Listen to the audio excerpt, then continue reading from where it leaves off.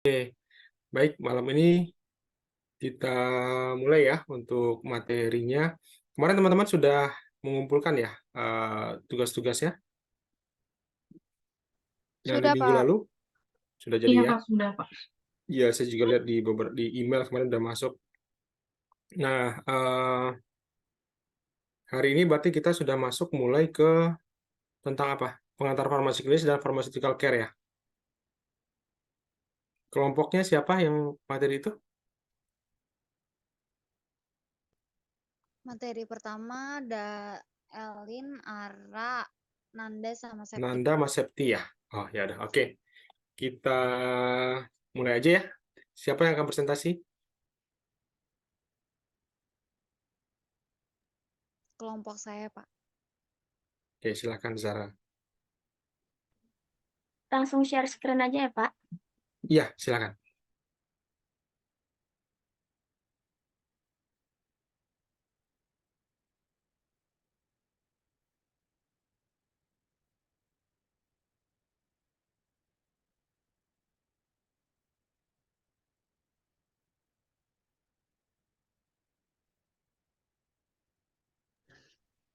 Boleh langsung mulai, Pak. Yuk, silakan. Assalamualaikum warahmatullahi wabarakatuh. Kami dari kelompok Waalaikumsalam. 1 ingin mempresentasikan tentang pharmaceutical care. Yang terdiri dari saya sendiri, Travelina Nandi Pratiwi, ada Zahra, Septi Betra Kristina, dan Ananda Sela.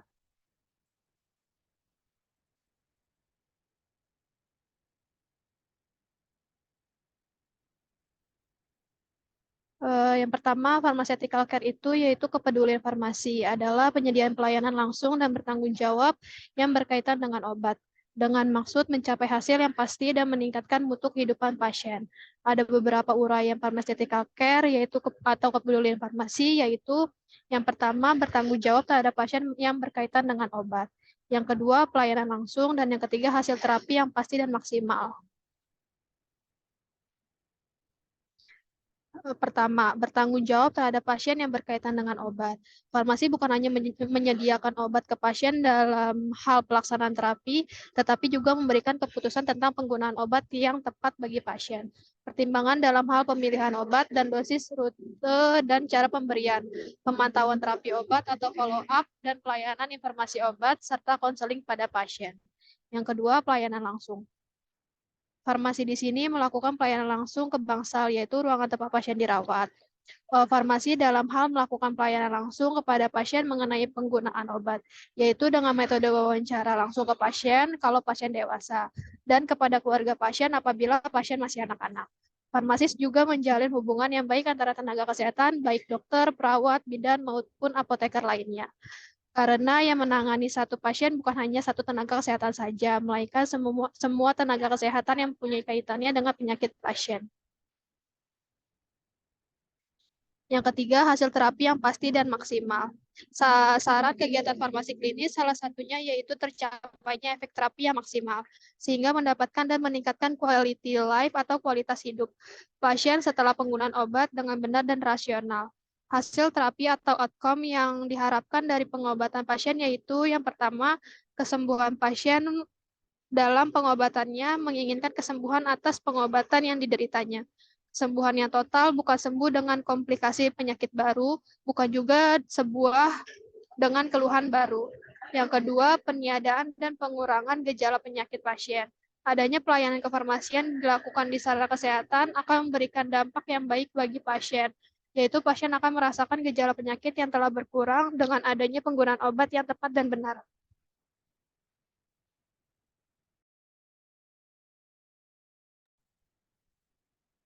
Yang ketiga, menghentikan atau memperlambat proses penyakit. Penggunaan obat yang benar dan tepat akan didapatkan pelambatan proses penyakit dengan ditandai berkurangnya gejala penyakit yang dirasakan pasien. Seperti pasien dengan kasus hipertensi, gejalanya berupa pusing akan menurun. Yang empat, pencegahan penyakit atau gejala. Pelayanan kefarmasian juga dapat dilakukan dengan pencegahan gejala atau penyakit yang dialami pasien, baik menggunakan obat maupun menggunakan suplemen atau dengan mengatur pola hidup sehat. Lanjut, Nan. Hasil terapi bisa diperoleh dengan memperhatikan penggunaan obat secara benar, dengan melakukan langkah-langkah sebagai berikut. Yang pertama, melakukan identifikasi kemungkinan atau adanya masalah yang nyata kesalahan yang berkaitan dengan penggunaan obat. Yang kedua, mengadakan solusi pada masalah nyata yang berkaitan dengan penggunaan obat. Yang ketiga, pencegahan masalah yang mungkin berkaitan dengan penggunaan obat. Masalah yang berkaitan dengan obat yang berpotensi merugikan pada penggunaannya biasanya yang disebut dengan DPRS atau Drug Related Problem yang nantinya mempengaruhi hasil terapi, yaitu indikasi yang tidak tepat. Itu contohnya pasien yang datang ke rumah sakit, baik rawat inap maupun rawat jalan dengan keluhan-keluhan tertentu membutuhkan obat. Sebelum memberikan obat kepada pasien, farmasis mengidentifikasi indikasi dari obat yang akan diberikan nanti. Pasien yang mengalami masalah medis memerlukan terapi obat atau indikasi untuk penggunaan obat. Tetapi pasien tidak menerima obat sesuai dengan kebutuhan atau masalah medis. Seleksi obat yang tidak tepat. Itu contohnya pasien datang dengan indikasi penyakit tertentu tetapi tidak mendapatkan obat yang semestinya. Misalnya pasien datang dengan keluhan demam diberikan obat acetosal. Dosis subterapi atau dosis terlalu rendah. Pasien yang mempunyai masalah medis diberikan obat yang sesuai atau cocok dengan indikasi, tetapi dosis obat yang diberikan terlalu rendah atau kecil. Misalnya, pasien anak datang ke rumah sakit dengan riwayat penyakit sekarang kejang. Pasien diberikan luminal, frekuensi kejang anak 1 kali kejadian dalam sehari. Pasien diberikan dosis 20 mg untuk pemakaian sehari. Gagal menerima obat. Itu contohnya pasien dengan penyakit tertentu tetapi tidak menerima obat. Misalnya karena alasan farmaseutik, psikologis, sosiologis, atau ekonomi. Dosis terlalu tinggi atau lewat dosis. Pasien yang mempunyai masalah medis diberikan obat yang sesuai atau cocok dengan indikasi, tapi dosis obat diberikan terlalu tinggi. Misalnya pasien datang ke rumah sakit sesuai dengan riwayat penyakit sekarang kejang, diberikan luminal, frekuensi kejang anak 1 kali kejadian dalam sehari, diberikan dosis 100 mg untuk pemakaian sehari. Reaksi obat yang merugikan atau ROM. Pasien datang ke rumah sakit dan mendapatkan terapi obat, namun mendapatkan reaksi obat yang merugikan atau pengaruh yang merugikan. Selanjutnya interaksi obat. Interaksi obat adalah masalah utama pada obat kombinasi dalam terapi. Meskipun banyak faktor yang mempengaruhi, sampai saat ini sulit untuk memprediksi kapan terjadinya interaksi pada seorang pasien yang menggunakan 2 obat yang mempunyai potensi untuk berinteraksi. Selanjutnya ada keterampilan dalam melakukan praktek farmasi klinis memerlukan pemahaman berbagai keilmuan, seperti yang pertama itu konsep-konsep penyakit atau anatomi dan fisiologi manusia, atau fisiologi penyakit, patogenesis penyakit. Dalam melakukan kegiatan farmasi di bangsal yang akan menemui berbagai macam karakter pasien, berbagai macam pertanyaan yang mungkin berasal dari dokter, pasien, perawat, dan tenaga kesehatan yang lain. Farmasis dituntut untuk mengetahui banyak hal mengenai penyakit dan obat, baik patofisiologi dari suatu penyakit, patogenesis penyakit, dan sebagainya. Karena tidak menutup kemungkinan akan timbul pertanyaan dari pasien selain mengenai obat. Yang kedua itu penata laksanaan penyakit atau farmakoterapi pada produk knowledge. Farmasis juga dituntut untuk mampu dalam memberikan kontribusi pada penata laksanaan penyakit pada pasien, baik itu penata laksanaan medis ataupun non-medis. Yang ketiga, teknik komunikasi dan konseling yang baik pada pasien. Seorang farmasis dalam melakukan konseling hendaknya menguasai teknik-teknik konseling yang baik, sehingga penjelasan mengenai informasi yang disampaikan dapat mudah dipahami pasien. Keempat, pemahaman evidence-based medicine atau EBM dan kemampuan melakukan penelusurannya. Evidence-based medicine merupakan pedoman yang dibutuhkan sebelum melakukan atau memberikan terapi pada pasien. Evidence-based medicine ini merupakan pemberian terapi kepada pasien dengan didasarkan oleh bukti empiris. Bukti empiris dapat diperoleh dari penelitian. Yang kelima, keilmuan farmasi praktis lainnya. Contohnya farmakokinetik klinis, farmakologi, mekanisme kerja obat, dan farmasetika. Kontribusi dengan dokter dalam hal memberikan intervensi pengobatan yang tepat kepada pasien memerlukan pengetahuan yang cukup tentang mekanisme kerja obat, farmakologi, dan farmasetika, sehingga pemberian obat kepada pasien, tepat cara pemberian.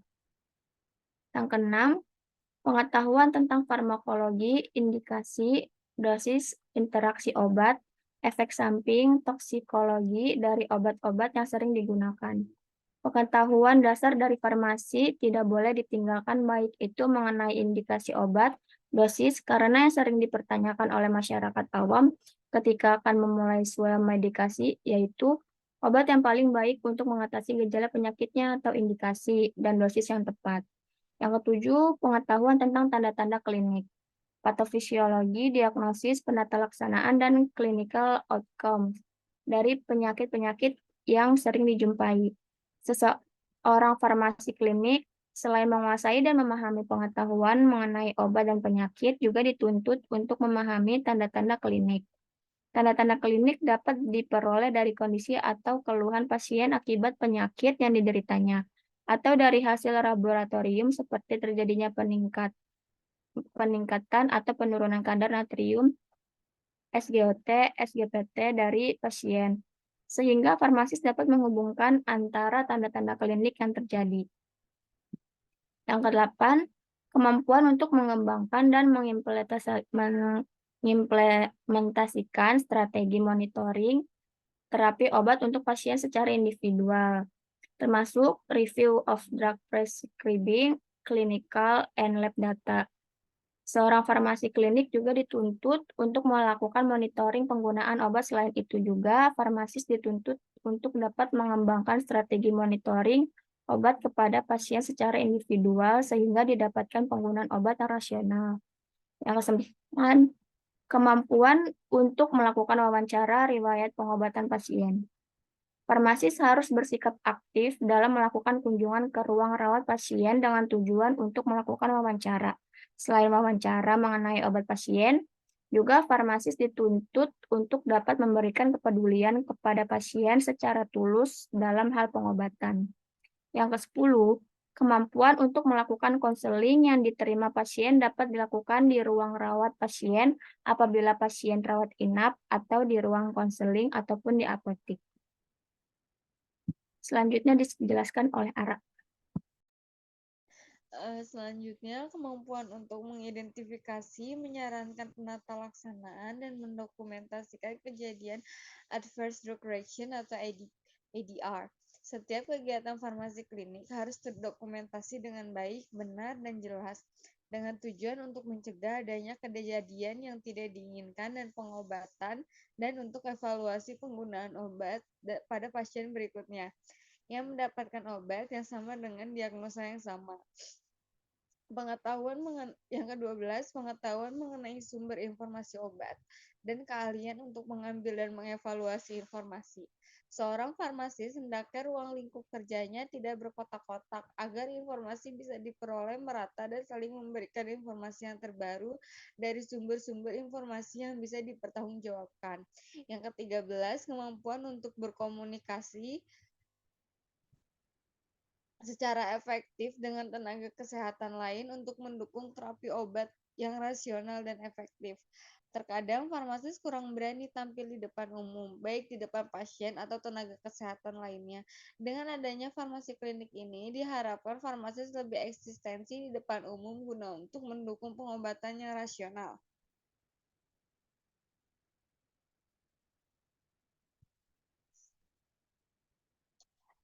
Proses pelayanan kefarmasian. Yang pertama ada penilaian atau asesmen.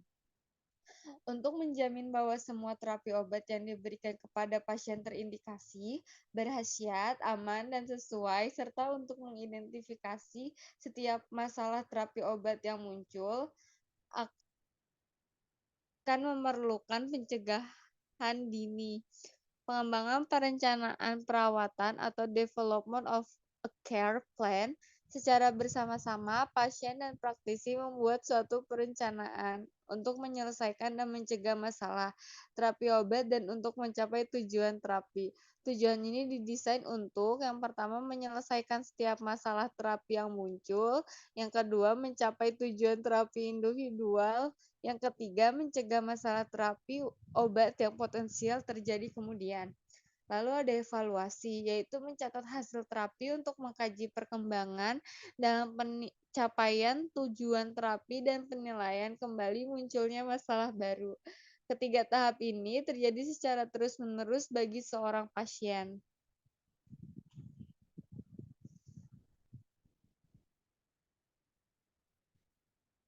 Kegiatan farmasi klinis yaitu memberikan saran profesional pada saat peresepan dan setelah peresepan.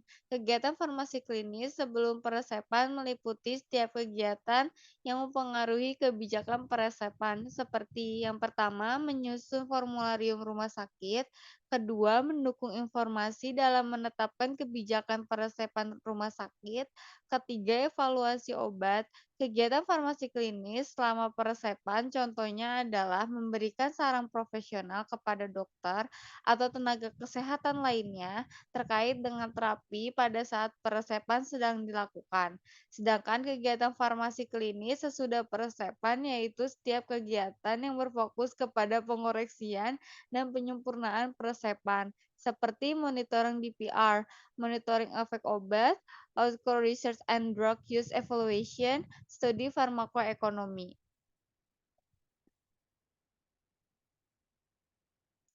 Elemen pharmaceutical care itu ada 7. Yang pertama, review semua obat. Itu untuk meninjau obat yang diberikan kepada pasien untuk memperkecil terjadinya kesalahan pada obat. Yang kedua itu hubungan obat dengan indikasinya. Lalu ada DPR, drug related problem, meliputi tidak tepat indikasi, tidak tepat pasien, tidak tepat jenis obat yang diberikan, dosis obat yang kurang, dosis obat yang berlebih, terjadinya reaksi obat yang merugikan, terjadinya interaksi obat, terjadinya kegagalan terapi obat. Lalu kita harus mencegah dan pecahkan masalah DPR yang terjadi. Lalu kita juga ngerencanain perawatan atau care plan, yaitu menentukan perawatan pasien untuk yang lebih baik. Nanti kita kalau misalnya udah ngelakuin rencana perawatan, kita follow up atau monitor hasil kerja obat pada pasien. Lalu setelah ke-6 itu dilakukan, baru kita lakukan dokumentasi, yaitu catat semua hal yang telah dilakukan.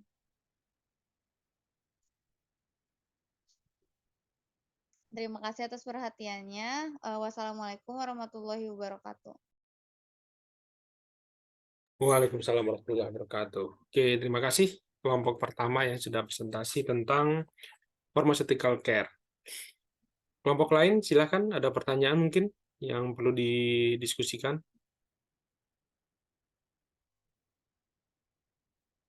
Bapak mau nanya. Iya, ayo dia. Untuk kelompok 1, pertanyaannya, apa saja tanggung jawab apoteker pada pharmaceutical care?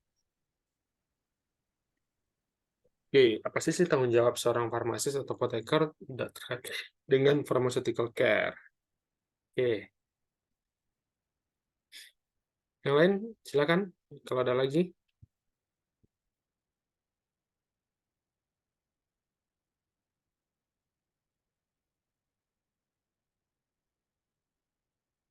Ada yang kerja di rumah sakit nggak? Atau pernah kerja di rumah sakit mungkin? Nggak ada ya? Nggak ada yang mau ngaku? Ada, Pak. Ada ya. Ya, Yulita kemarin udah ya. Di mana Yulita? Rumah Islam sakit Cempaka Putih kan ya? Putih, iya, Pak. Cempaka Putih ya. Di sana udah jalan banget nggak pharmaceutical care-nya? Jadi kita dibagi beberapa bagian, Pak. Jadi Gimana? nggak semua APT-nya ke ruangan kalau kita sih, Pak. Jadi hanya di bagian rawat inap saja yang datang ke bangsal. Jadi dibagi-bagi. Gitu. Ada yang di yang bagian anak, ada yang di bagian TB, Ada yang di ruang perawatan biasa, ada yang ICU. Ada ini enggak penilaian terhadap resep-resep yang masuk? Penilaian sih ada, Pak. Oke, ada penilaian. Berarti kan kalau setiap penilaian pasti ada temuan dong harusnya ya. Iya, betul. Nah, kalau ada temuan itu apa yang dilakukan? Dirapatkan dengan tim dokternya atau gimana? Atau hanya sekedar laporan aja? Karena sekarang seringnya itu kan pasien kita kebanyakan BPJS ya, Pak. Jadi kalau Mm-mm. misalkan ditemukan resep yang nggak sesuai atau misalkan dosis berlebih, biasanya sih kita langsung hari itu juga kita konfirmasi langsung ke dokternya, Pak. Oh, kalau ada dosis berlebih, dosis kurang segala macam ya, Iya, itu otomatis konfirmasi langsung. konfirmasi langsung betul. Terus tapi juga jadi ada catatan buat kita juga, Pak. Ada rekapannya. Ada rekapannya. Dan biasanya itu disampaikan pada saat ada meeting komite medik atau meeting-meeting yang sifatnya apoteker dilibatkan, ada ya? Iya, betul. Oke, berarti udah jalan, udah bagus itu sebenarnya. Karena itu penting sekali. Kayak slide saya yang di minggu lalu ya, itu kan dengan adanya hal itu kan semacam tameng terakhir lah, semacam proses akhir yang melakukan penilaian dan juga kalau ada kesalahan dia yang mengoreksi. Jadi kayak quality controlnya lah, hasil akhirnya dia jangan serta-merta memang tidak dikerjakan gitu. Kalau orang suruh bikin, nggak langsung bikin aja, tapi dicek dulu kira-kira ini sesuai apa enggak. Udah kayak chefnya lah yang masak ya. Udah jelas yang mesen itu gulanya kebanyakan. Ini apa nggak kemanisan nanti? Atau garamnya kebanyakan, ini nggak keasinan nanti. Atau ini apanya yang banyak, asam banget nanti. Itu kan seorang apoteker akan paham tuh untuk melihat itu gitu. Kan manusiawi ya, bisa terjadi kesalahan-kesalahan yang di luar kontrolnya. Tiba-tiba ada yang salah. Apalagi pasien BPJS kan banyak banget. Sehari aja berapa puluh atau ratusan orang.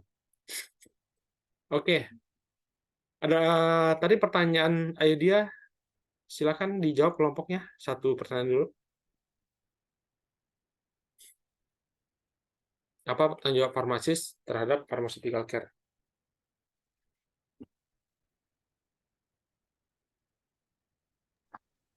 Saya jawab ya, Pak. Ya, Kalau silakan.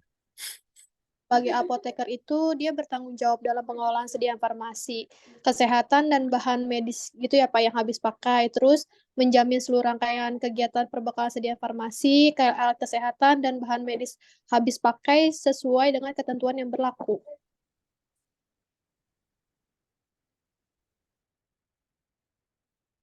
Oke, itu pharmaceutical care atau lebih ke manajerial obatnya? Manajerialnya ya Pak. Kayaknya lebih ke manajerialnya itu ya. Hal Iya. yang secara umum yang dilakukan oleh seorang apoteker tapi kalau yang ke pharmaceutical care-nya apa tanggung jawabnya? Beda ya. Care itu kan ada suatu hal yang care itu kan kepedulian terhadap pharmaceutical. Kalau pharmaceutical care-nya itu yang berhubungan dengan pengobatan pasien yang memiliki tujuan gitu ya nggak sih Pak? Yang mencapai tujuan yang ditetapkan dan perbaikan.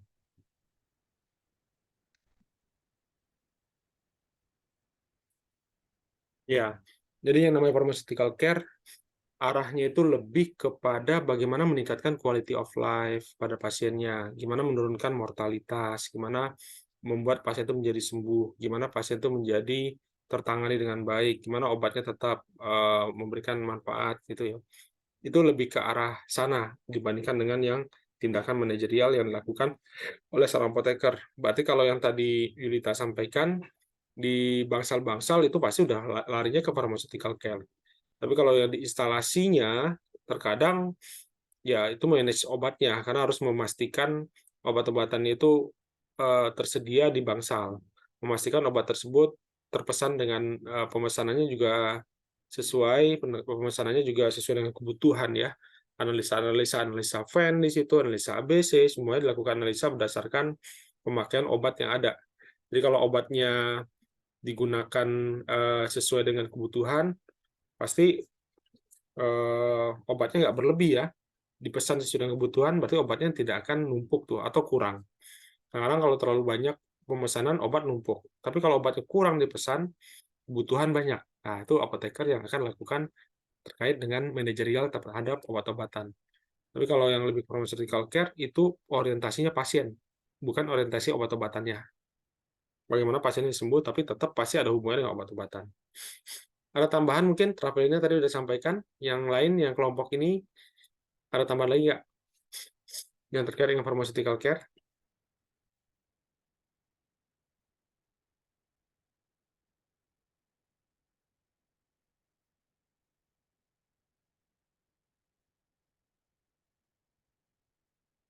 Nggak ada?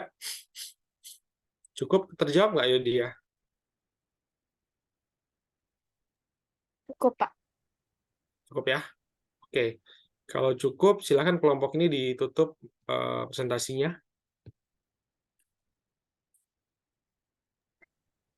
Sekian dari presentasi kelompok kami. Untuk kurang lebihnya kami mohon maaf. Wassalamualaikum warahmatullahi wabarakatuh. Waalaikumsalam warahmatullahi wabarakatuh.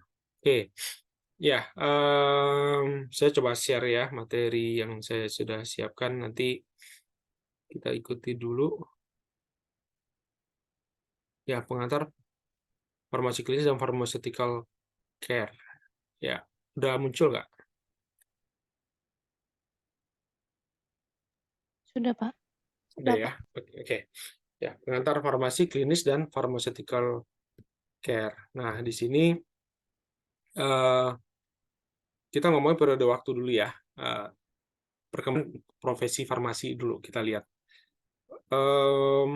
Ada periode tradisional, di periode awal banget tuh, ketika farmasi itu udah mulai dirasakan sudah ada perbedaan antara peran seorang dokter dengan seorang apoteker itu, tapi belum mengarah kepada pasien, tapi masih dalam proses obat-obatan aja. Itu termasuk periode tradisional namanya. Awal-awal banget, masih awal-awal perkembangan profesi farmasi. Kemudian sebelum masuk ke farmasi klinis ada periode transisi dulu. Udah mulai dirasakan, udah mulai ada perubahan-perubahan pandangan ya, yang tadinya tradisional udah mulai ke farmasi klinis, tapi belum sepenuhnya. Itu masih dalam periode transisi.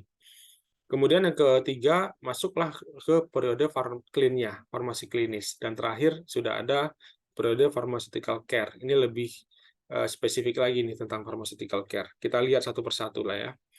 Nah, untuk tradisional ini di sebelum tahun 60-an lah. Karena kita juga baru merdeka lah ya. Baru merdeka, terus juga masih kiblatnya masih Belanda banget nih. Kalau teman-teman tahu farmakope dulu, farmakope Belanda kayak gitu kan. 60 ya paling baru 15 tahun lah setelah merdeka. 45 ke 60 ya 15 tahun. Kemudian di periode ini sudah mulai dilakukan menyediakan, membuat, dan mendistribusikan obat. Tarafnya apa? Besarnya bisnisnya itu masih kecil tuh, masih tahap home industry, masih belum ada pabrik-pabrik besar pada saat itu, belum ada lah. Kemudian industri farmasi mulai berkembang, produksi obat udah mulai banyak, walaupun masih kecil-kecil pabriknya, tapi obat-obatan udah mulai produksi. Titik beratnya pada saat itu menghasilkan produk obat untuk penggunaan oleh pasien. Bagaimana bikin obat pasien tertangani dengan pengobatan. Tapi di sini peran apoteker masih menyempit, masih kurang lah ya. Mereka lebih banyak ke produksi. Obatnya diperbanyak, tapi apotekernya belum punya kompetensi pada saat itu untuk menjelaskan secara detail obat-obatan. Yang penting bikin aja dulu. Itu di periode tradisional. Kemudian di periode transisi, selama 10 tahun itu ilmu kedokteran udah mulai tambah maju nih. Udah mulai banyak ilmu pengetahuan, dan masalah baru obat, adanya reaksi obat merugikan. Reaksi obat yang merugikan atau obat-obatan yang memberikan efek samping, di situ udah mulai timbul. Orang-orang udah mulai aware kalau memang ya ternyata ada efek samping dari suatu obat. Kemudian di biaya kesehatan juga mulai naik di situ, karena orang udah mulai banyak tahu, udah mulai care dengan pengobatan, dan tuntutan masyarakat tentang pelayanan bermutu udah cukup tinggi. Bermutunya harus tinggi, pokoknya dokter harus ngobatin sembuh lah gitu. Obat yang tersedia harus memberikan manfaat yang segera.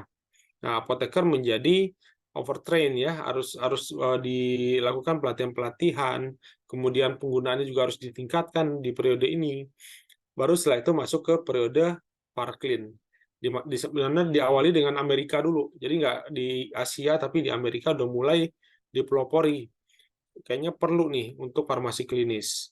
Apa sih suatu ilmu yang kesehatan yang terspesialisasi, bertanggung jawab memastikan penggunaan obat yang aman.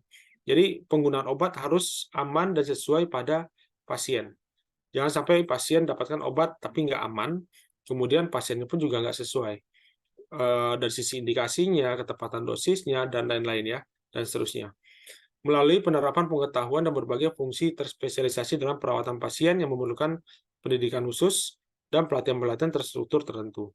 Jadi di sini udah mulai dituntut kompetensi dari seorang apoteker, kompetensi dari seorang farmasis itu udah nggak lagi hanya fokus kepada bikin obat, tapi sudah mulai bertanggung jawab penggunaan obat itu nanti seperti apa pada pasien. Kalau dulu fokusnya ya bikin aja, selesai bikin udah, hanya perannya sebagai itu gitu.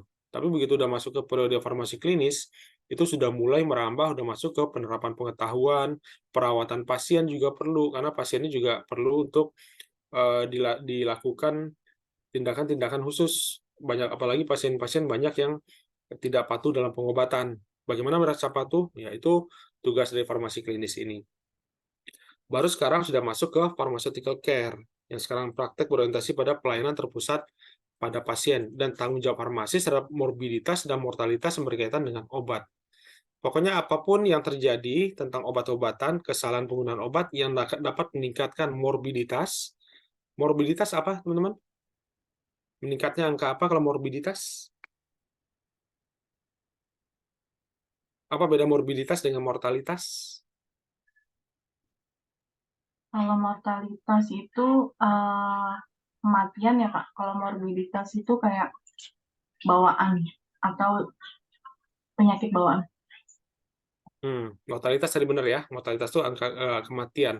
Jadi bagaimana farmasis menurunkan, bertanggung jawab jangan sampai terjadi angka kematian yang berkaitan dengan obat. Gara-gara obat, salah obat, segala macam, tingginya angka kematian. Kalau morbiditas itu angka kesakitan. Kesakitan itu artinya angka orang pasien banyak menjadi sakit dan bahkan sampai dirawat. Gitu. Itu morbiditas terhadap hal tersebut. Jadi orientasi pelayanan terpusat pada pasien. Bagaimana angka kematian rendah gitu. Dulu kan banyak sekali angka kematian itu sangat tinggi. Sekarang pun juga sebenarnya masih tinggi juga yang berkaitan dengan obat-obatan. Itu awalnya dari periode pharmaceutical care, kemudian juga Hepler dan Stein, bagaimana drug therapy for purpose achieve define the outcome improve patient quality of life.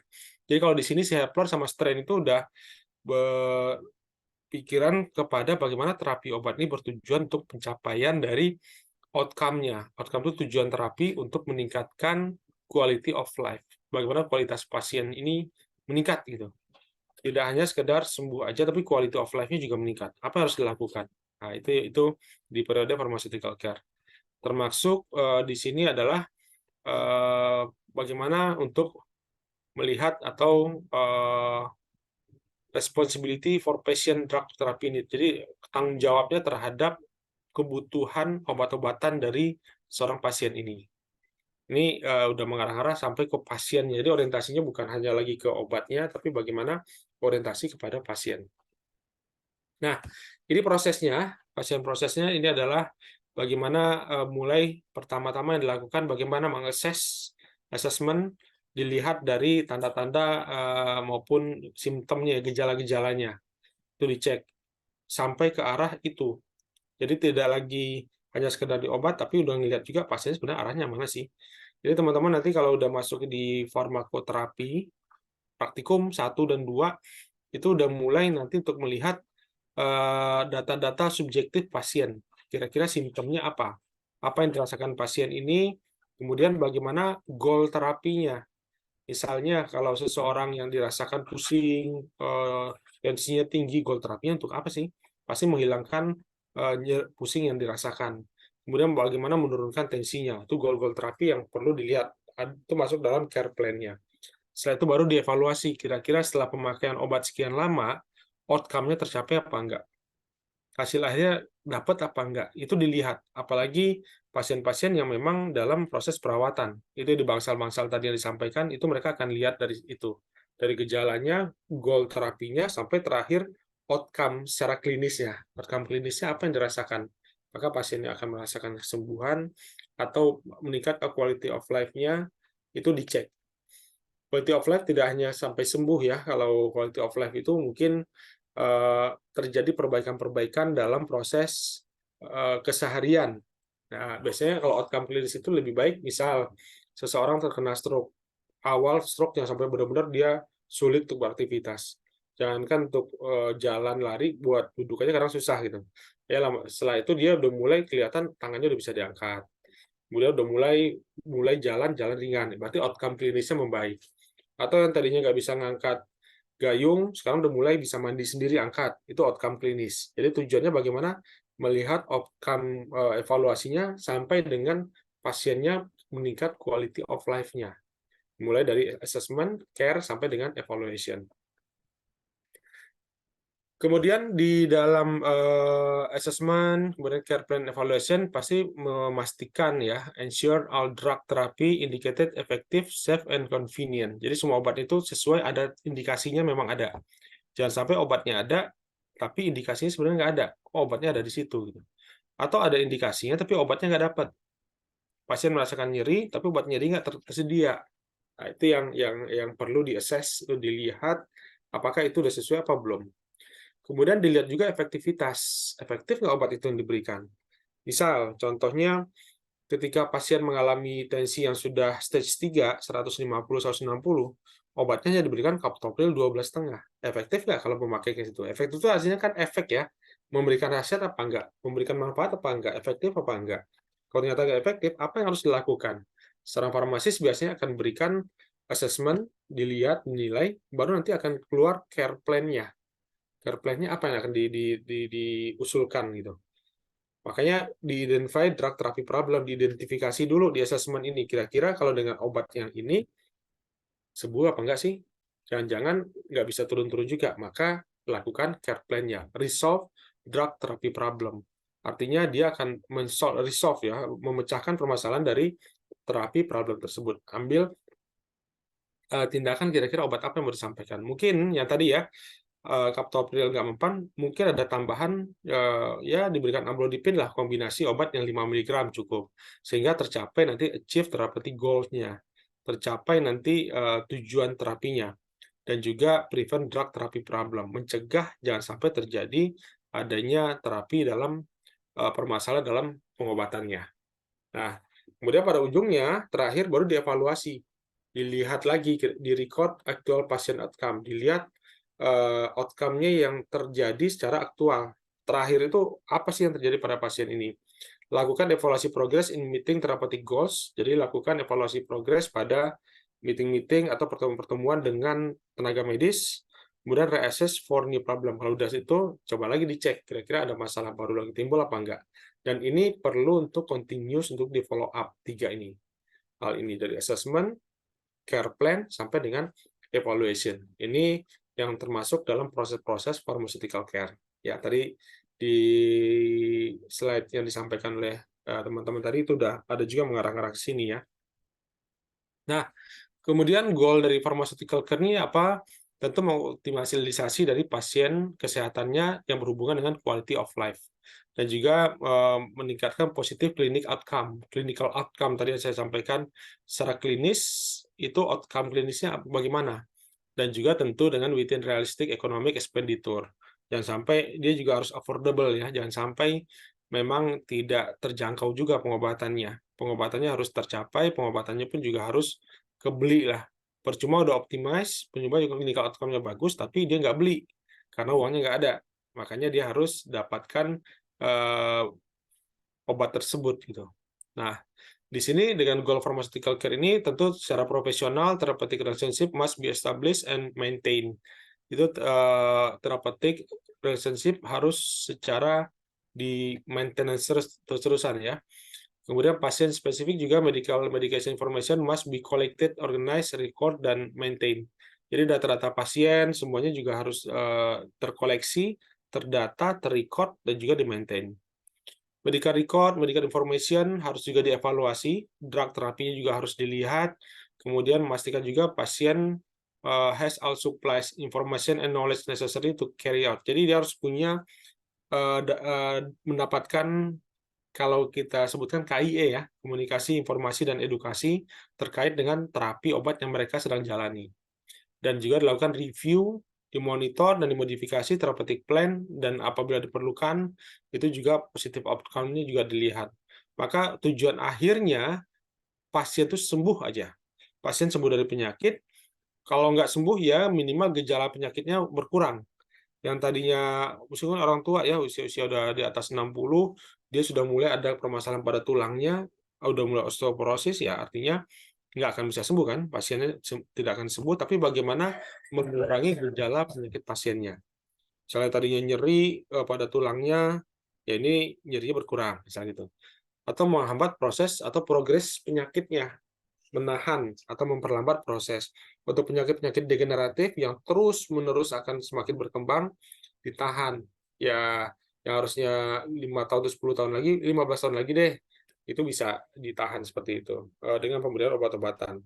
Dan pencegahan penyakit dan gejala-gejala yang timbul. Simptom-simptomnya juga dikurangi, dan gejala yang timbulnya juga diatasi. Itu goal dari pharmaceutical care seperti itu.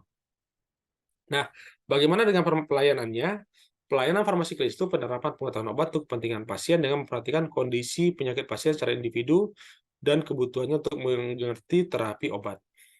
Walaupun individu pada pasien ini penyakitnya sama, tapi setiap orang itu punya spesifikasi kebutuhan obat yang berbeda. Dia sama-sama diabetes, dia sama-sama hipertensi, dia sama-sama kolesterol, dia sama-sama apapun penyakitnya, itu setiap orang punya kondisi masing-masing. Satu misalnya kecocokan dia dengan obat-obatan tertentu. Obat A belum tentu cocok untuk pasien yang pertama, tapi mungkin cocok untuk orang kedua. Itu bisa dilihat dari outcome klinisnya nanti. Setelah dia pakai obat itu kira-kira bermanfaat apa enggak. Ternyata di orang A oke nih, tapi di orang B kok kurang gitu. Itu beda-beda. Makanya harus sesuai dengan individu dan mengerti kebutuhan terapi obatnya. Tujuannya memperbaiki mutu penulisan resep sehingga penulisan resep yang bijak. Jadi resep-resep yang polifarmasi, resep-resep yang pemberiannya banyak DRP-nya itu semakin banyak yang berkurang. Dan biasanya pelakunya kurang lebih itu aja dokternya rata-rata. Dokter-dokter yang memang selama peresepan dalam satu rumah sakit yang sering agak-agak berbeda gitu ya. Dari sisi peresepannya, dari sisi dosisnya itu beda-beda. Nah, penggolongannya dalam pelayanan farmasi klinis ini ada program yang di rumah sakit macam-macam tuh. Rumah sakit ada yang rumah sakit lengkap, programnya akan semakin kompleks lagi. Tapi rumah sakit kecil mungkin dia pemantauan terapi obatnya ada, evaluasi ada. Tapi mungkin di beberapa rumah sakit tidak ada penanganan bahan sitotoksiknya. Obat-obatan kanker misalnya itu nggak ada. Pelayanan di unit perawatan kritis mungkin beberapa rumah sakit ICU ada. Tapi rumah sakit besar mungkin lebih lengkap lagi, ada ICU-nya, ada HCU-nya antara perawatan dengan ICU, atau ada juga mungkin di ruang perawatan ICCU mungkin ya, yang khusus menangani terkait dengan ICU pada pasien-pasien dengan gangguan fungsi jantung.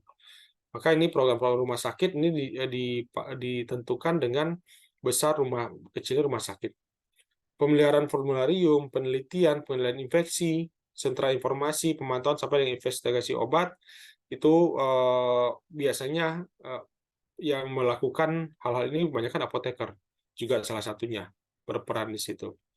Bagaimana proses penggunaan obatnya? Pasti wawancara lah, bagaimana penggunaan obat, konsultasi pemilihan obatnya seperti apa, pembuatan prosedurnya seperti apa, konsultasinya, dan edukasi pasien yang penting. Itu penggolongan beberapa pelayanan-pelayanan yang ada di dalam satu rumah sakit. Kalau dilengkapi lagi secara garis besarnya, tentu pharmaceutical care itu perlu beberapa pengetahuan tentang drug terapi. Harus tahu tentang drug terapi obat-obatan. Setiap penyakit itu ada drug terapinya. Untuk penyakit-penyakit tertentu, apapun itu, ini loh guideline terapinya, ini loh algoritma penyakitnya, ini loh yang namanya panduan pengobatannya. Itu dokter tahu, apoteker harusnya tahu. Makanya kalau udah mengarah ke pasien pharmaceutical care, ya ilmu kedokteran juga perlu dipelajari. Ya hanya melulu mengenai bagaimana bikin obat. Selain tentang drug terapinya, penyakitnya juga harus tahu. Knowledge of the disease. Jadi ngerti tentang penyakitnya. Knowledge of laboratory and diagnostic skill. Jangan sampai kita ngelihat cuman angka-angka, oh ini leukositnya sekian, ini segini dikatakan normal apa enggak sih? Kemudian dikatakan trombositnya sekian, dikatakan ini LED-nya sekian, D-dimernya sekian, yang makin kompleks lagi ya. Kemudian ureum kreatininnya, creatinine clearance-nya, itu dikatakan normal berapa? Pada laki-laki sama perempuan ada perbedaan apa enggak? Anak-anak gimana? Ya, itu harus tahu. Knowledge of laboratory and diagnostic skill. Kemudian communication skill. Nah, ini juga sangat penting. Ini bukan permasalahan hanya di farmasi aja, ini permasalahan di dokter juga banyak. Communication skill itu sangat-sangat penting diberikan kepada tenaga kesehatan ya, khususnya dokter. Bagaimana mereka itu mengkomunikasikan dengan baik kepada pasien, sehingga pasien tidak merasa terintimidasi, tapi pasien memiliki menambah motivasinya. Bahkan orang udah kondisi kritis pun, kalau dikomunikasinya dengan baik, mungkin semangat hidupnya akan nambah. Tapi orang penyakitnya biasa-biasa saja, tapi komunikasinya nggak bagus, lah itu akan membuat orang menjadi down. Banyak sekali dokter-dokter yang, atau apoteker mungkin ya, dokter pun juga kadang-kadang komunikasi pasiennya nggak bagus. Empatinya kadang-kadang kurang. Bagaimana menyampaikannya, saya juga pernah ngelihat sendiri, pasien dibilangin, wah ini kanker nih kalau udah begini. Nah, ada pasien dokter ngomong gitu, oh ini asma nih. Pasien kan kaget kan kalau digituin. Harusnya mereka punya empati, cara menjelaskan harus dengan baik gitu. Maka apoteker pun juga itu salah satu requirement yang harus mereka kuasai, bagaimana mengkomunikasikan obatnya, bagaimana juga menyampaikan dengan baik. Itu salah satu ilmu yang harus di-improve terus. Kemudian patient monitoring skill. Bagaimana memonitor pasien. Ini skill-skill ini juga diperlukan. Misalnya untuk melihat bagaimana kepatuhan pasien dalam minum obat. Itu juga bisa dilihat. Ada beberapa penelitian atau metode yang dilakukan bagaimana melihat kepatuhan dari pasien ini dalam mengkonsumsi obat. Itu macam-macam ya. Ada MAS 8, kemudian ada melihat jumlah obat sisanya, kemudian bisa juga melihat tanggal kapan pasien tersebut nebus obat. Itu monitoring skill juga perlu di situ. Physical assessment skill juga penting. Bagaimana mengakses secara physical ya, skill bagaimana secara pasien dilihat, oh kalau seperti ini seperti gimana. Drug information skill juga bagaimana informasi tentang obat-obatan, therapeutic planning, sampai dengan knowledge of non-drug therapy. Kalau nggak diberikan obat, kira-kira terapi apa yang mau diberikan? Yang non-farmakologinya apa yang mau dilakukan? Ini skill-skill yang memang harus diasah terus untuk mendapatkan pharmaceutical care. Nggak bisa pharmaceutical care jalan kalau skill ini ternyata dari sekitar 9 atau 10 ini ya, 9 skill ini ternyata cuma punya 1 atau 2. Atau malah punya semua tapi basicnya standar semua. Ya itu nggak bisa juga kita jadinya akan menjadi partner dari dokter, itu agak sulit. Kebanyakan dokter berpikir lagi, ini kayaknya cuma cukup kemampuannya dalam manage obat aja deh, pasien serahkan aja ke saya, nggak perlu lagi dilakukan karena pengetahuannya tentang knowledge disease aja nggak ada, penyakitnya juga kurang, kemudian juga laboratorium nggak ngerti apa-apa. Makanya ini skill-skill ini yang perlu terus ditingkatkan kalau kita mau menyetarakan diri dengan tenaga kesehatan yang lain. Kalau enggak, pasti akan tergerus ya, tidak akan didengarkan. Nah, ini salah satu yang komunikasi tadi. Komunikasi kan sender ya, bagaimana menyebarkan informasi, apa yang kita rasakan, apa yang kita tahu, ya, itu bagaimana mengkomunikasikan kepada receiver, bagaimana menyampaikan kepada orang, dan orang ini bisa menerima apa yang kita sama-sama sampaikan. Jangan orang menerima, tapi kok bingung, ini maksudnya ngomong apa ya? Masih banyak kata-kata yang ambigu, atau penjelasan-penjelasan yang kurang diterima oleh pasien. Makanya cara komunikasi terus-menerus harus antara pelaku dan pelayanan pasien itu perlu untuk meningkatkan hubungan terus-menerus. Ketika mereka sudah punya trust, ketika mereka sudah punya kepercayaan terhadap suatu farmasis, mereka mau kok untuk lebih patuh terhadap pengobatan. Kemudian pertukaran informasi juga, kaji kondisi pasien, masalah medis, pengobatan, evaluasinya. Perlu dilakukan pertukaran informasi. Itu fungsi utama dalam berkomunikasi. Kalau informasi nggak didapat, pasti nggak bisa menggali kondisi pasiennya, kadang-kadang pasien juga sulit untuk menyampaikan keluhan yang mereka rasakan. Itu harus bisa digali kapan mereka melakukan atau merasakan keluhan itu mungkin, atau obat-obatan apa yang sudah digunakan, apa efeknya, itu perlu digali. Nah, ini komponen komunikasi, sender, ada medianya, ada pesannya, message, kemudian baru nanti akan memberikan impact ya, ada umpan baliknya setelah diterima. Dan di situ banyak sekali noise-noise, hambatan-hambatan yang terjadi selama komunikasi.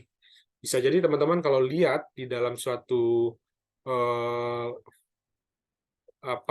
training misalnya ya, jajar aja ada 10 orang. Si A ngomong ke si B, tapi yang si C sampai ke J-nya ke belakang sana, mereka pakai tutup kuping. Yang pertama ngomongin sekitar beberapa kalimat gitu. Sampai di ujung sana pasti akan berubah. Berbeda semua apa yang akan diterima di ujung. Nanti dicocokkan, ternyata udah ngaco semua tuh. Ya. Itu salah satu hal yang memang terjadi dalam komunikasi. Makanya kadang-kadang kejadiannya apa, nanti sampai di ujung sana udah beda tuh informasinya. Karena banyak noise-noise, banyak hal-hal yang menjadi hambatan-hambatan itu. Nah, kalau komunikasinya sudah oke, tentu udah mampu untuk melakukan yang namanya konseling, memberikan nasihat tentang obat-obatan pada pasien untuk meningkatkan kesadaran penggunaan obat secara tepat. Bagaimana kesadaran penggunaan secara tepat, itu yang penting. Karena kalau penggunaannya nggak tepat, percuma dia konsultasi ke dokter spesialis terbaik apapun, kalau obatnya ternyata tidak tepat penggunaannya, ya agak sulit ya, agak sulit penyakitnya bisa diatasi. Terutama untuk pasien-pasien yang menerima obat baru. Pasien yang menggunakan obat baru yang sebelumnya dia belum pernah pakai, itu perlu dilakukan konseling. Atau pasien-pasien yang akan pulang, habis sakit, kemudian di rumah harus melanjutkan pemulihan, maka itu juga perlu lakukan konseling. Atau bisa jadi pasiennya mendapatkan obat banyak, nggak hanya satu, tapi beberapa obat. Itu polifarmasi. Ada yang harus minum pagi, ada yang minum sebelum makan, ada yang minum malam, ada yang 3 kali sehari, macam-macam. Itu perlu dilakukan yang namanya konseling. Dan beberapa pasien yang spesifik, yang kecenderungan nggak patuh, kok udah diobatin penyakitnya, tensinya juga nggak pernah stabil. Gula darahnya nggak pernah stabil. Padahal obatnya udah oke nih, udah kombinasi beberapa obat. Di pasiennya cocok tuh, kok di dia nggak cocok terus. Tapi ternyata kecenderungannya tidak patuh. Minum obat juga jarang gitu ya. Nah, ini perlu lakukan untuk konseling juga. Kemudian ada juga konsultasi, ini pertukaran informasi antara apoteker dengan profesi tenaga kesehatan lain sesuai dengan kompetensi yang dimiliki untuk mencapai kesepakatan tentang hal obat yang berkaitan dengan obat. Kesepakatan tentang hal yang berkaitan dengan obat-obatan. Obat apa sih yang mau disiapkan, obat apa yang mau digunakan, itu perlu adanya konsultasi, perlu adanya diskusi. Baru terakhir, beberapa hal terakhir ini tentang clinical skill ya, dan pharmaceutical role in pharmaceutical care. Tentu ada penilaian pada pasien secara physical assessment, barrier-nya juga, psikososial issue itu juga perlu. Makanya edukasi dan konseling ini perlu menekankan terhadap interview skill. Pada saat mau menanyakan ke pasien, cara menanganinya, cara menyampaikannya, cara menggali informasinya, perlu skill interview, perlu skill dalam menggali. Kemudian juga empati di sini ya, communication skill, ada empatinya di situ. Dan kita juga sebagai farmasis juga harus ada listening juga, nggak hanya sekedar ngomong, tapi bagaimana listening skill-nya juga diperhatikan. Ketika orang ngomong, kita perhatikan dan berhadapan dengan orang tersebut, sehingga orang tersebut nanti akan mudah untuk menyampaikan informasi-informasi. Dan juga kemampuan untuk memberikan motivasi dan inspirasi, itu yang agak penting. Nggak semua orang bisa, nggak semua orang mampu untuk melakukan. Bagaimana meningkatkan motivasi orang yang sedang sakit, tapi menginspirasi juga, itu agak sulit tuh ya. Bagaimana untuk memberikan semangat ya untuk orang-orang yang sedang mengalami pengobatan, apalagi pengobatan cancer itu motivasi orangnya pasti naik turun. Ketika kondisinya drop, pikirannya pasti udah meninggal aja tuh. Bagaimana kemampuan ability to motivate and inspire.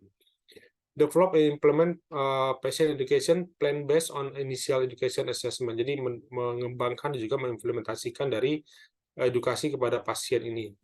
Dan juga identifikasi dan bagaimana resolution of compliance barrier. Juga bagaimana mengidentifikasi dan juga mencari solusi atau penyelesaian terhadap hambatan-hambatan dalam kepatuhan-kepatuhan pada pasien ini.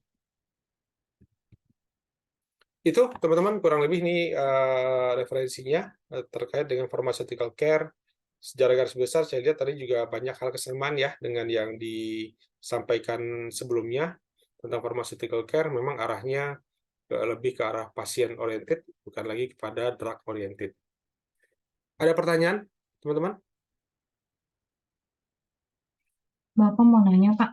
Tadi kan ada Ya. clinical pharmacy requirement ya, Pak. Di situ ditulisnya kita harus memiliki tentang penyakit, tentang physical assessment, terus juga tadi sampingnya apa ya? Jadi sebenarnya intinya kalau seorang apoteker itu dia itu akan melakukan pemeriksaan fisiknya seperti apa ya, Pak? Apakah by data atau record yang disampaikan oleh dokter di medical record, atau kita juga melakukan pemeriksaan ke pasien kita gitu, Pak? Yang ini ya, clinical requirement. Ini poin Iya. yang tentang yang mana tadi, Sal? Physical assessment Physical skill assessment skill. sama Ya, physical assessment. pasien monitoring skill. Ya, pasien monitoring physical assessment skill ini kita tidak berada di dalam ruang praktek, dokter. Nggak ada ya. Kita nggak ada di situ. Kita seorang apoteker kalau di ruang praktek kan tidak memiliki akses kepada ruangan pada saat pasien itu ketemu dengan dokter, pemeriksaan rawat jalan.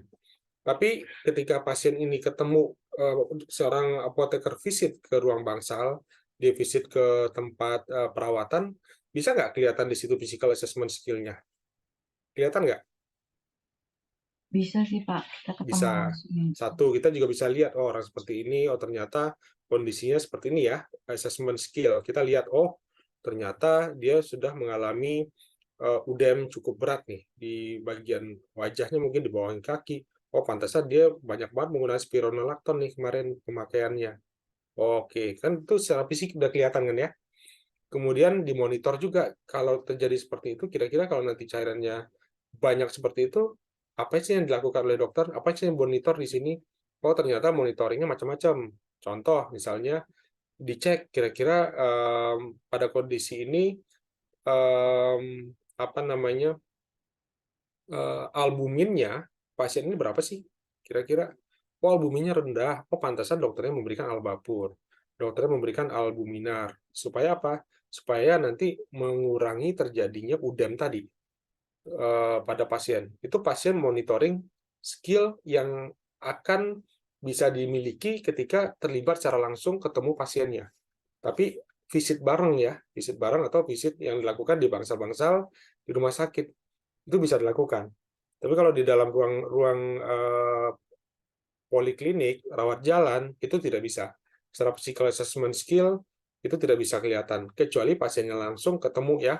Pasiennya langsung ketemu, terus kemudian dia menebus obatnya sendiri, kelihatan seperti apa, itu bisa dilihat. Tapi perlu untuk melihat secara tindak lanjut. Itu satu, secara visual. Secara langsung maksudnya, direct. Tapi yang kedua bisa juga dengan melakukan yang tadi Sally sampaikan, dicek melihat dari medical record. Kita punya akses kan? Harusnya.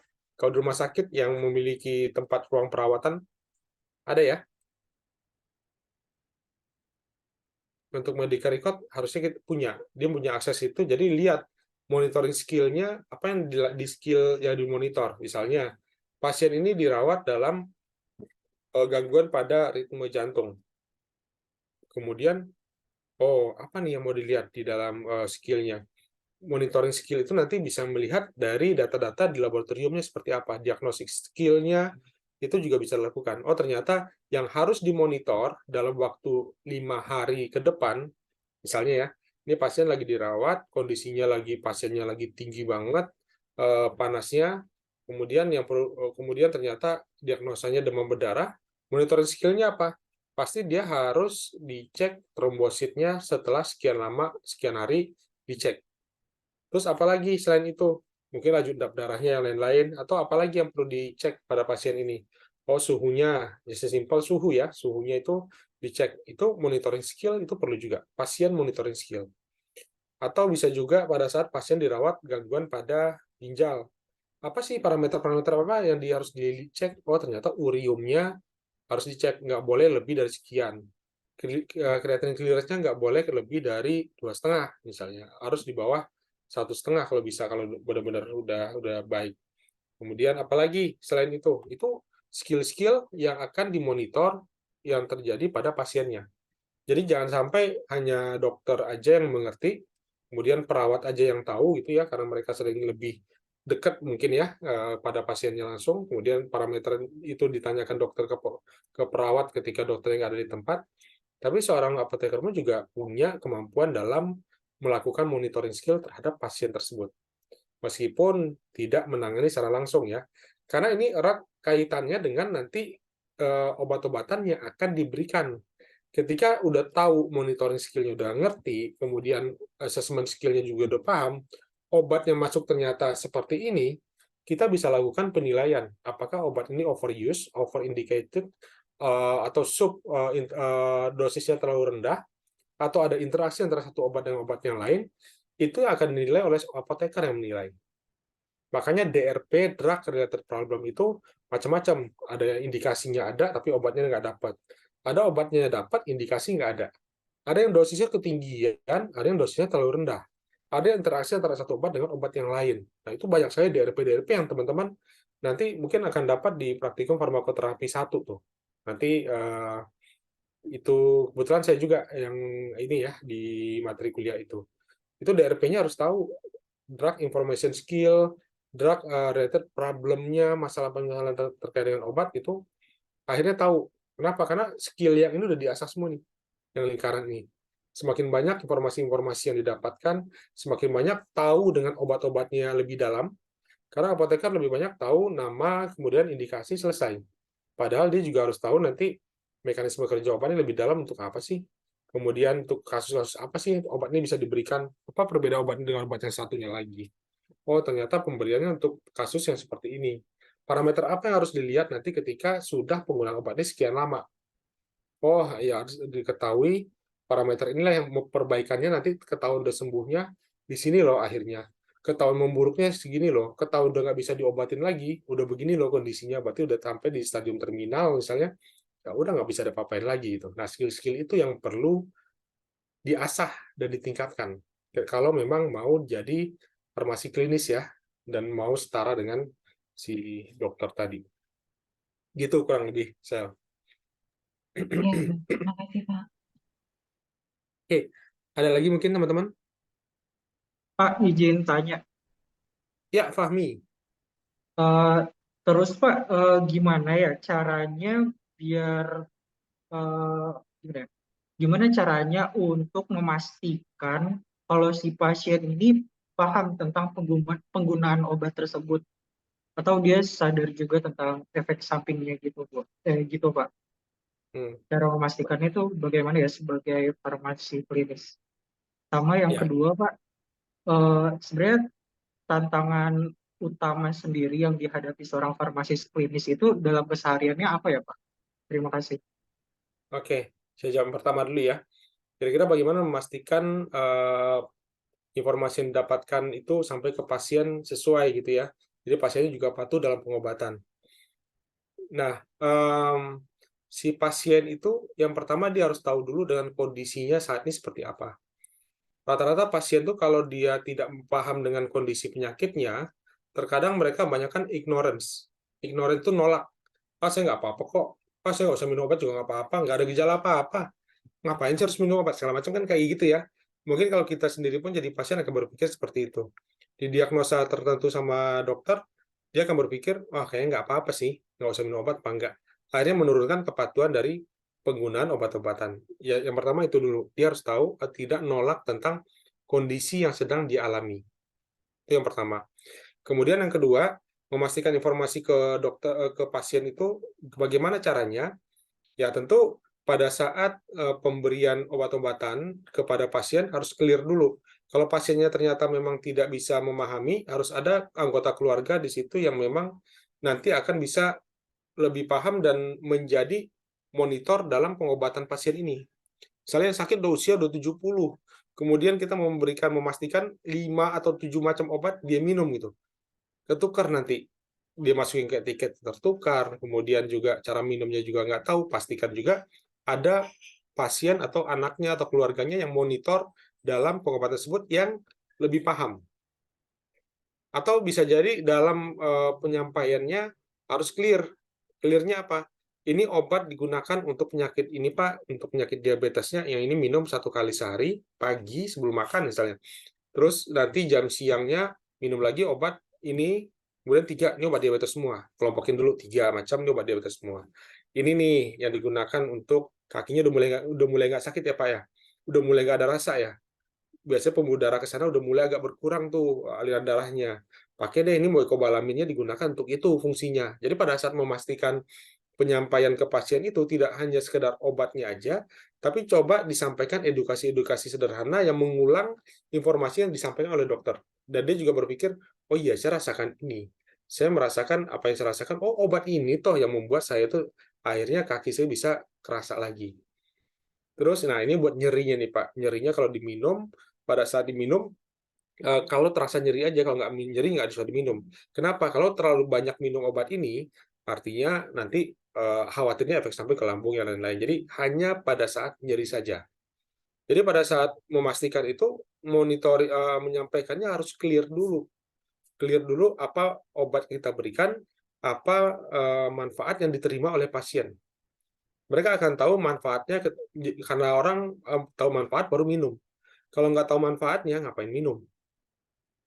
Diberikan 7 macam obat, ngelihatnya udah bingung, nih obatnya buat apa sih? Banyak banget. Tapi ketika udah disampaikan dengan baik, kemudian diberikan juga rasa empati di situ, berikan manfaat efeknya seperti apa, bahkan kalau terjadi efek samping seperti ini hentikan ya Pak. Jadi informasinya lengkap yang disampaikan, itu pasti akan meningkatkan dari kepatuhan pasien dalam minum obat. Itu biasanya akan lebih berimpact ya. Makanya KIE, komunikasi, informasi, dan edukasi kepada pasien itu sangat digalakkan untuk apa? Untuk meningkatkan kepatuhan dalam pengobatan. Karena pasien-pasien yang pengobatan jangka panjang dan tidak akan sembuh dan obatnya itu terus, rata-rata mereka kadang nggak minum. Nah, makanya nanti akan mengingatkan lagi siapa ketika ke dokter ternyata parameter klinisnya ada yang tidak tercapai, kadar gula darahnya ternyata nggak bagus, biasanya dia pasien nyentil pasiennya. Kemudian si apoteker yang memberikan, ya lakukan pendekatan-pendekatan secara personal ke pasien itu. Itu menurut saya salah satu cara bagaimana meningkatkan kepatuhan dari si pasien dalam mengkonsumsi obat. Jadi tidak hanya plek kasih semua, enggak, tapi jelaskan detail demi detail. Besoknya ketika dinebus lagi, kasih lagi seperti itu. Lama-lama mereka paham dengan obat yang mereka gunakan. Itu satu.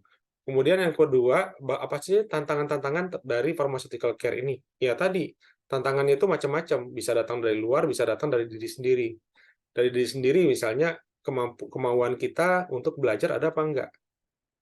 Apakah kita hanya sekedar di bangku kuliah, belajar, kemudian berikutnya kita, yang penting udah, yang gampang aja, stok obat udah selesai. Tapi yang jelimet-jelimet tentang penyakit pasien, saya nggak mau tahu, udah capek, udah nggak waktunya lagi untuk belajar. Itu banyak yang seperti itu. Mereka udah malas untuk menambah skill-skillnya, menambah ilmu-ilmunya. Itu tantangan dari internalnya sendiri ya. Nggak mau belajar lagi, udah puas dengan kemampuan yang sudah ada, padahal ilmu kedokteran, ilmu farmasi kan selalu berkembang. Maka dia harus manage tantangannya terhadap diri sendiri. Yang kedua, tantangan dari luar, eksternal. Tantangan dari luar macam-macam. Kadang-kadang masih dilihat sebelah mata oleh dokter. Farmasi buat apa? Toh tukang obat doang. Itu ya. Itu kadang-kadang menurunkan motivasi seorang apoteker untuk terlibat lebih dalam karena dianggap seperti itu, disepelekan. Kemudian itu tantangan dari tenaga kesehatan yang lain. Makanya di undang-undang kesehatan pun kadang-kadang farmasi masih susah nih, dianggapnya bukan non medis, oke lah bukan non medis, tapi dianggapnya nanti setara dengan cleaning dengan bagian laundry segala macam kan sempat ya isunya seperti itu ya. Itu termasuk tantangan. Belum lagi tantangan dalam menghadapi pasien juga. Berapa banyak pasien yang ignorance, berapa banyak pasien yang memang sulit untuk dilakukan monitoring terhadap terapi yang mereka sedang jalani.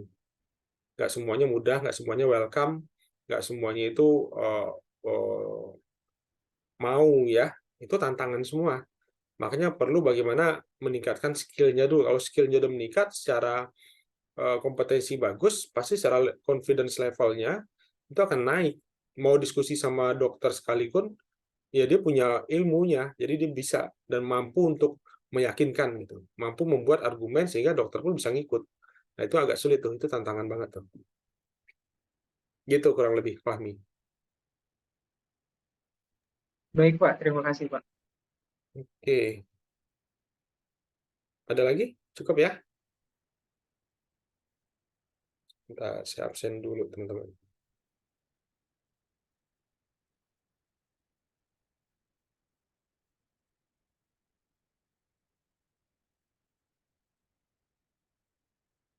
Diah Ayu, Hadir, Pak.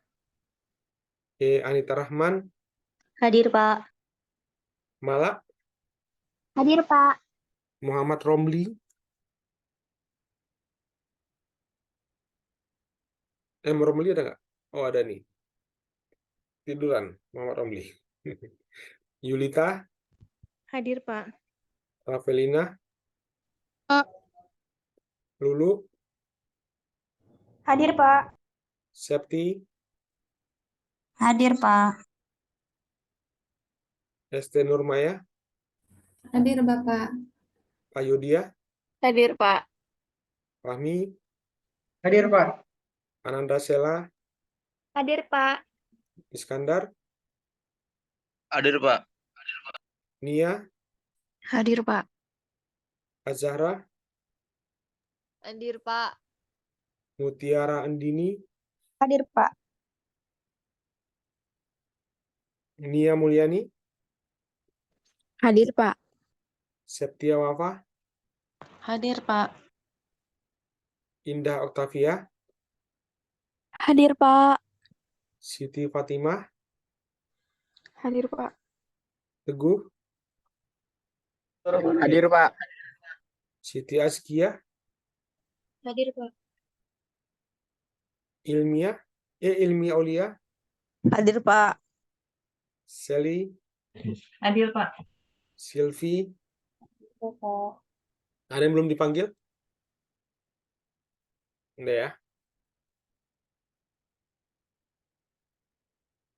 Oke, kalau nggak ada, saya rasa cukup. Teman-teman ya, sampai ketemu lagi minggu depan. Selamat malam. Assalamualaikum warahmatullahi wabarakatuh. Waalaikumsalam warahmatullahi wabarakatuh. Waalaikumsalam warahmatullahi Oke, terima kasih wabarakatuh. semua. Saya izin live.